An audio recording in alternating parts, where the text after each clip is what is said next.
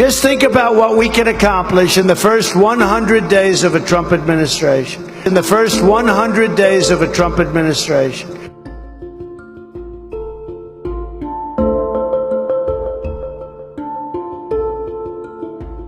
Fencing and magnetometers went as far back on the wall, preventing hundreds of thousands of people from being able to access the mall. Sean Spicer, our press secretary, gave alternative facts to that. But the point remains alternative facts? By filling his cabinet with billionaires, with financiers from Wall Street, and also with big corporate executives, he is simply replicating exactly the same economy that has shafted so many American workers to begin with. You've been hearing me say it's a rigged system, but now I don't say it anymore because I won. Okay? It's true.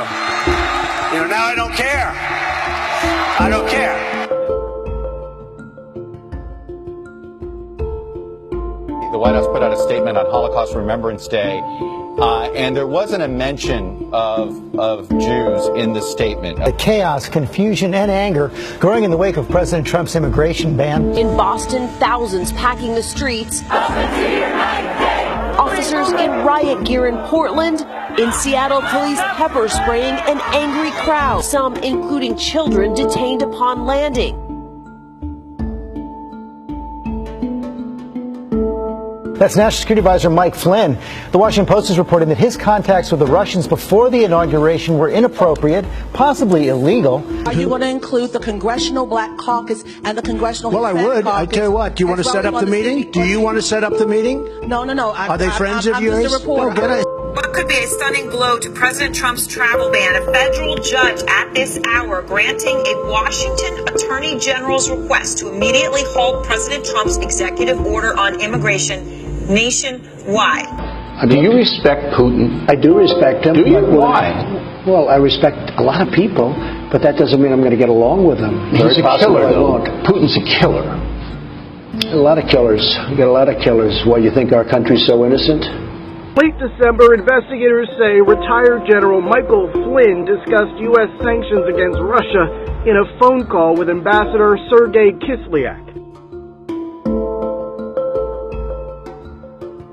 The plan calls for the complete elimination of EPA programs on climate change, toxic waste cleanup, environmental justice. It would slash funding to states for clean air and water programs by 30%. But a report today from the nonpartisan Congressional Budget Office says millions who gained coverage under Obamacare will lose it next year under the Republican plan the president supports. We came up short. I spoke to the president just a little while ago, and I told him that the best thing I think to do is to pull this bill, and he agreed with that decision. I will not sugarcoat this. This is a disappointing day for us.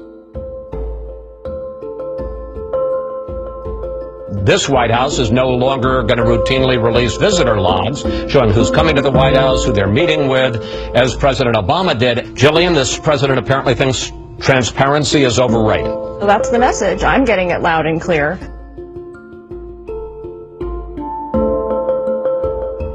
You had someone as despicable as Hitler who didn't even sink to using chemical weapons. There's an issue that perhaps just as important, if not more, that has now been thrust back into the spotlight. The president's possible conflicts of interest. For example, you probably know that the president had a controversial phone call with Turkey's president this week to congratulate him for essentially grabbing more power and making his country a bit less democratic. But what you might not know is that there's a Trump Tower in Turkey. Just think about what we can accomplish in the first 100 days of a Trump administration.